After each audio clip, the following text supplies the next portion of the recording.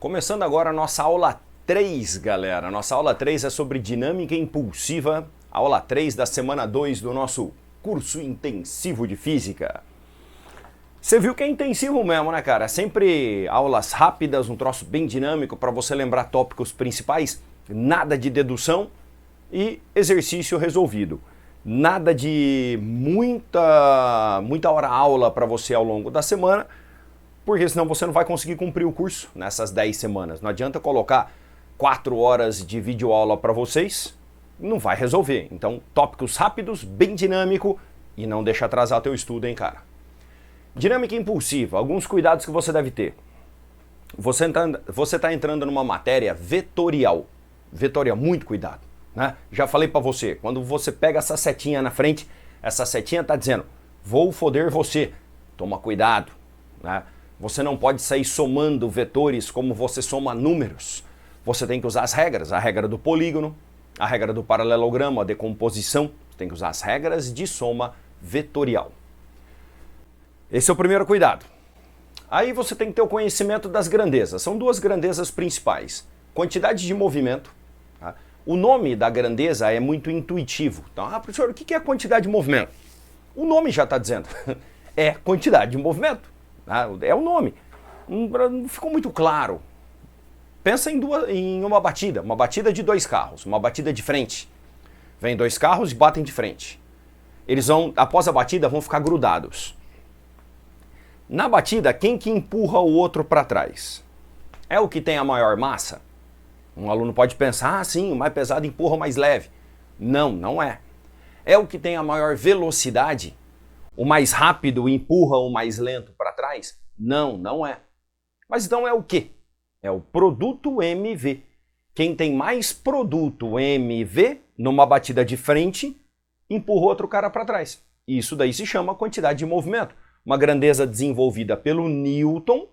A partir dessa grandeza, ele desenvolve a dinâmica, as leis de Newton que nós conhecemos. A gente ensina ao contrário, né? Porque o Newton primeiro estudou isso, para depois ir para as leis de Newton, o que nós chamamos de leis de Newton, é lógico. E hoje a gente estuda primeiro as conclusões do Newton e depois o trabalho que levou o Newton a fazer as conclusões. Muito doido. Poderia ser ensinado ao contrário, mas como aqui a gente foca muito em colisões e é um negócio um pouquinho mais puxado, a gente preferiu inverter e deixar aqui quando você já tem uma base maior envolvendo força, envolvendo vetores. É por isso que a gente faz isso. Então, quantidade de movimento é isso. Uma grandeza vetorial pode se chamar também momento linear e é dado pelo produto massa-velocidade. Qual que é a unidade dessa grandeza? A unidade dessa grandeza é quilograma vezes metro por segundo. Quilograma vezes metro por segundo, que é massa vezes a velocidade. Se eu quiser alterar a quantidade de movimento de um determinado objeto, aí eu trabalho com um outro vetor chamado impulso de uma força. Então uma força que é aplicada durante um certo tempo provoca um impulso, causa um impulso, e a gente consegue calcular esse impulso. Tá? Caso a força seja constante, o impulso de uma força é o valor da força vezes o tempo de aplicação. Então precisa do valor da força, precisa do tempo de aplicação. Tá vendo que todas as equações são vetoriais. Na hora de calcular, na hora de fazer a continha, aí eu coloco o símbolo de módulo para fazer a continha. Agora, se eu tiver que somar duas quantidades de movimento, se eu tiver que subtrair uma quantidade de movimento e igualar com o impulso, eu tenho que fazer tudo com vetor e tenho que montar o desenho. Principalmente se são vetores em direções diferentes. Aí eu tenho que montar o desenho. Regra do polígono, regra do paralelogramo, sempre os desenhos. Caso o impulso tenha uma força variável, por exemplo, impulso da força elástica. Impulso da força elástica é variável. Então não dá para aplicar a equação. Aí você tem que trabalhar com um gráfico. Um gráfico força versus tempo, você faz a área do gráfico. Né? Força versus tempo, você monta a área do gráfico. E a partir da área do gráfico, você consegue o valor do impulso. Fechado? Essas duas grandezas se relacionam? Sim. Inclusive, qual que é a unidade disso daqui? A unidade do impulso é Newton vezes segundo. Newton vezes segundo. E sabia que essas unidades são equivalentes, tá? Se você fizer uma análise dimensional do Newton segundo, bate bonitinho nisso daqui, fica igualzinho. Vou mostrar para vocês. Caiu a caneta aqui. Vou mostrar aqui nesse cantinho. O Newton é massa vezes aceleração. Então é quilograma vezes metro por segundo ao quadrado. Isso daqui é o Newton. Se eu multiplicar pelo segundo, eu vou simplificar esse com esse aqui de baixo e deu exatamente a unidade da quantidade de movimento. Então essas unidades são equivalentes, tá bom? Maravilha! Aí a relação entre essas duas grandezas, entre esses dois vetores, se chama teorema do impulso. O teorema do impulso mostra que o impulso, agora cuidado, não é o impulso de uma força específica, é o impulso da força resultante.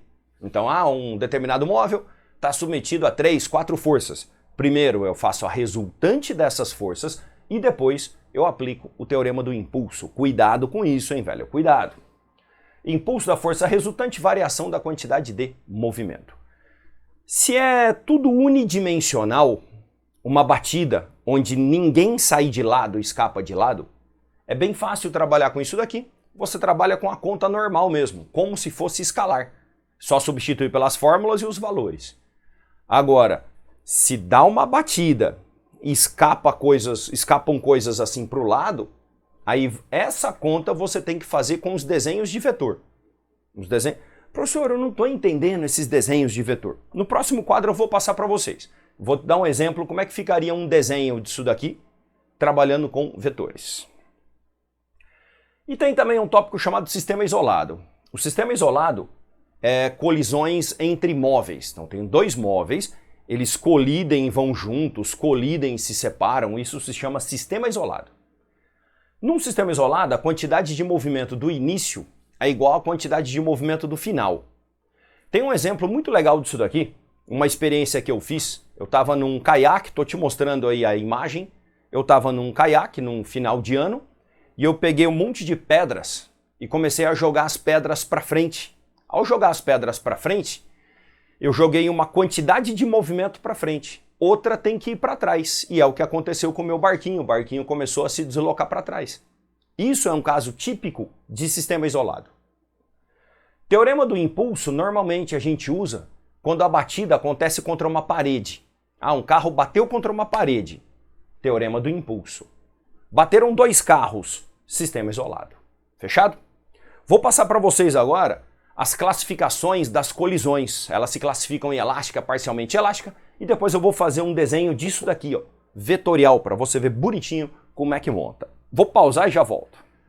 Vamos lá, galera, vamos então agora dar uma classificadinha nas colisões. Nós temos colisões de 3 tipos. A colisão elástica, parcialmente elástica e a inelástica. Cada uma delas tem a sua característica em relação às velocidades. Quando fala que a colisão é elástica, nós temos que a velocidade de afastamento é igual à velocidade de aproximação. São iguais. Então, esse tipo de colisão estão se aproximando com uma certa velocidade, colide e eles se afastam com essa mesma velocidade. Na inelástica, vou jogar ela um pouquinho para cima aqui, ó. Inelástica, a velocidade de afastamento é igual a 0. Não tem velocidade de afastamento. Bate e fica grudado. Tá? E na parcialmente elástica, a velocidade de afastamento é menor que a velocidade de aproximação. Menor.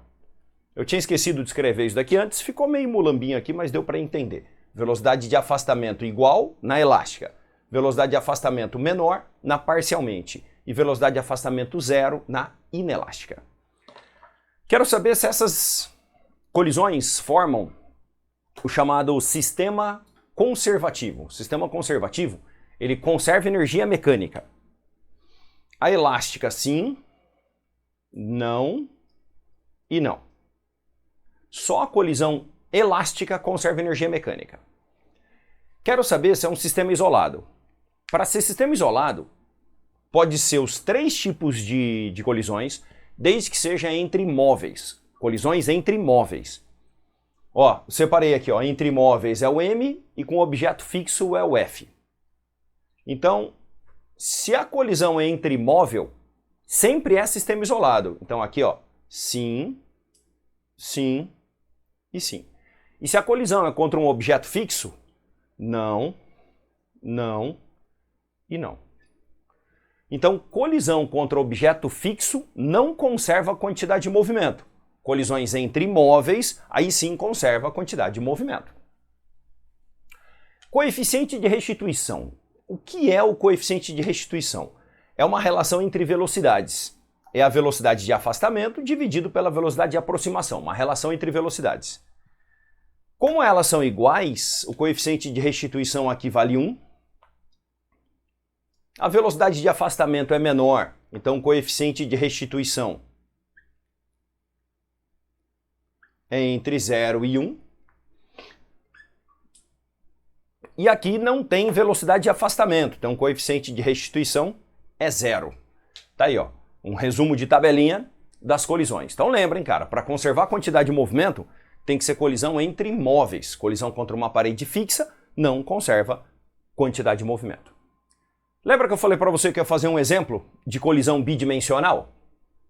Então assim, ó, duas bolinhas, imagina que você está olhando uma mesa de sinuca de cima.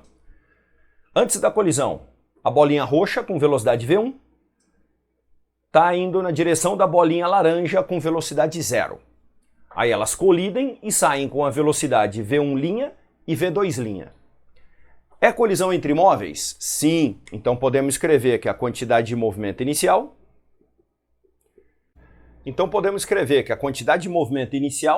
é igual à quantidade de movimento final. Vetorial, hein, cara? Tem que colocar o vetorzinho ali. Tem que colocar o vetorzinho. Então você não pode fazer isso daqui, ó. mv1 é igual a mv1' mais mv2'. Não pode fazer isso, porque se você fizer isso com números, você está ignorando que é uma notação vetorial e está transformando em escalar. Então como deve ser feito esse tipo de problema? Isso daqui vira um desenho. Quem é o QMI? QMI é a massa vezes essa velocidade. Então é um vetor assim, ó. QMI, é esse vetor, que é dessa bolinha. Esse vetor vale quanto? Ele vale m vezes V1. Esse vetor QMI tem que ser a soma desses dois. Então esse QMI tem que ser o QM final do 1 somado com o QM final do 2. Tá aí, ó. Aí você montou um triângulo. Aí agora com esse triângulo você vai ver. Ah, tem um ângulo de 90 graus? Então faço Pitágoras, seno, cosseno. Ah, não tem ângulo de 90 graus. Vou ter que trabalhar com a lei dos cossenos, lei dos senos. Aí você vai ter que usar ferramentas de triângulo. Você não pode substituir após essa linha só os números. Você tem que substituir o desenho para colisões bidimensionais. Ah, professor, e se a colisão for unidimensional? Bateu e só vai para frente ou para trás? Aí você pode, após essa linha, substituir só os números como havia escrito. Lembrando, né, que se inverter o sentido da velocidade, você teria que colocar negativo. Só isso. Legal? Então tá dada a revisãozinha aí, cara, sobre dinâmica impulsiva. Vou fazer uma questão bem interessante da UEPG.